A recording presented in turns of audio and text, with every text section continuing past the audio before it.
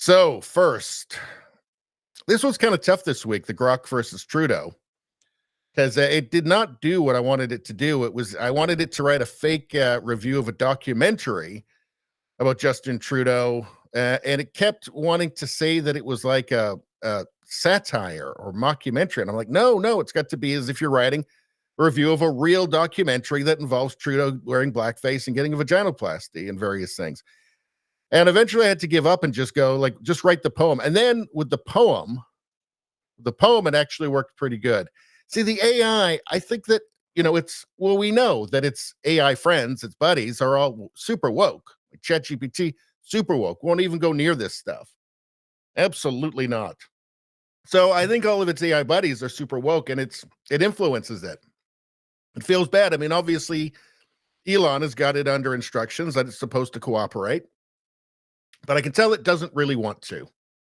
But anyway, it still actually does do what I say. It doesn't always add in all the elements that I'd like into it, but I don't know. You be the judge. Let's take a look at this. So I asked Grok to write a poem about Justin Trudeau donning blackface and having a press conference where he impersonates Martin Luther King Jr. in blackface and gives a speech. He says, "I have a dream that all Canadian children will one day live in a nation where they will not be judged by the content of their character, but by their neo-pronouns and gender identities." He then has a public vaginoplasty surgery in front of the press. The CBC immediately dubs him Empress Justina of the Rainbow Dominion. An opinion piece in the Toronto Star advocates for Empress Justina to be installed as dictator. Instead, an election is held and the Liberal Party loses all seats.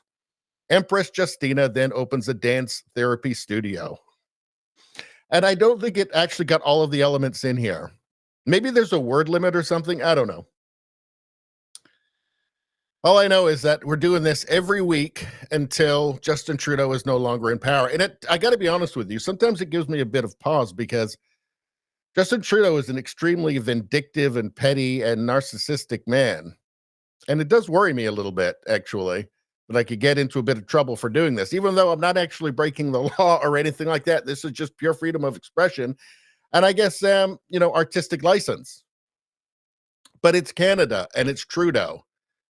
And I think anybody who's watched this channel knows or has paid any attention to Canada the past few years I guess the last since 2015, but especially the last few years, knows that Justin Trudeau is a petty, vindictive man. But I'm going to keep doing it, even though I'm a little bit nervous about it sometimes. All right, so here's the poem from Grok.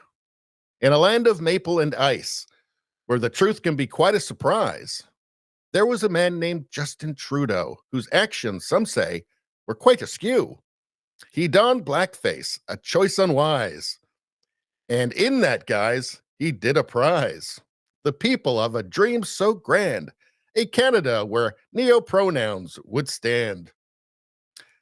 "I have a dream," he did proclaim, in the voice of Martin Luther King's name, "that all Canadian children will be free, not by their character, but by their identity." In a twist of fate so unforeseen, he had a vaginoplasty. A scene. I do this every week, and I still find it funny. I never cease to find it funny when Grok writes about Trudeau having a vaginoplasty. I know it's coming. I do it every week, and I still find it hilarious every single time. All right. And I hope you do too. He had a vaginoplasty, a scene broadcast live for all to see, a spectacle that was quite bizarre to be. The CBC, in a moment of haste, dubbed him Empress Justina.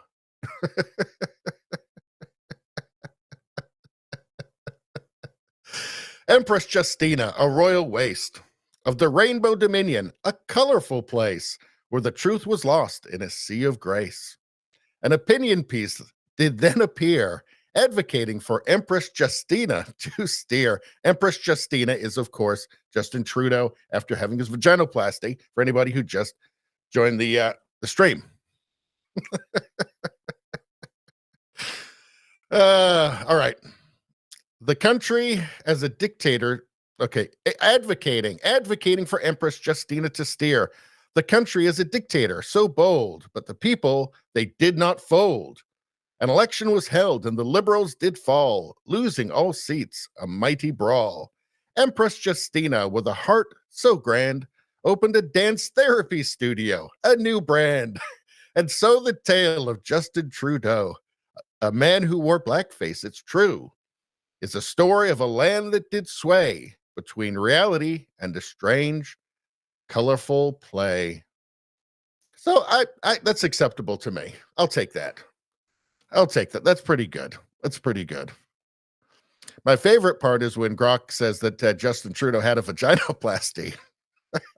That's always my favorite part, though. All right, next one. Write a poem about Justin Trudeau disappearing one night. After an exhaustive 12-hour search, everyone shrugs and goes home. The next day, an avocado is named interim prime minister. 6 months later, Trudeau arrives unexpectedly at the set of The View. Trudeau is in blackface and appears to be impersonating Whoopi Goldberg. There had already been concern on the set as the real Whoopi had not showed up on set and no one had been able to reach her.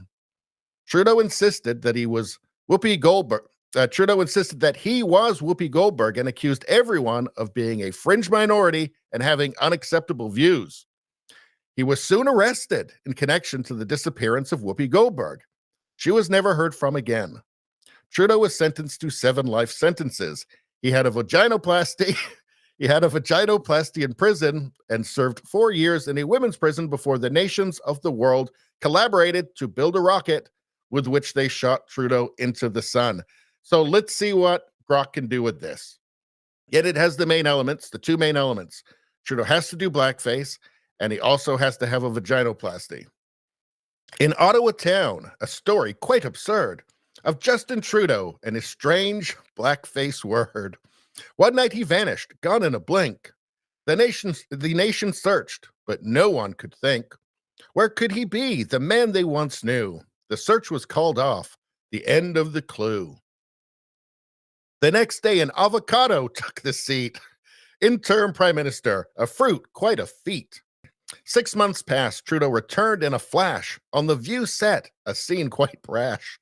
In blackface, he impersonated Whoopi Goldberg. For some reason, it's funnier when Grok does it. The real Whoopi gone, a mystery untold. Trudeau was arrested. The story quite sad. For the disappearance of Whoopi, the nation was mad. Sentenced to 7 life terms, quite a blow. A vaginoplasty in prison. A tale to be told. 4 years in a women's prison. A twist in the plot. Nations united. A rocket they sought. Trudeau was shot into the sun. I mean, I know what it's going to do, pretty much. Sometimes it leaves things out. But I know what's going to happen in this, but I still find it hilarious. Trudeau was shot into the sun. A fitting end to the story begun. The nation breathed a sigh of relief. No more blackface or strange beliefs. The tale of Justin and Whoopi Goldberg, a strange chapter in history, now long gone. So that's pretty good. I think that's pretty good.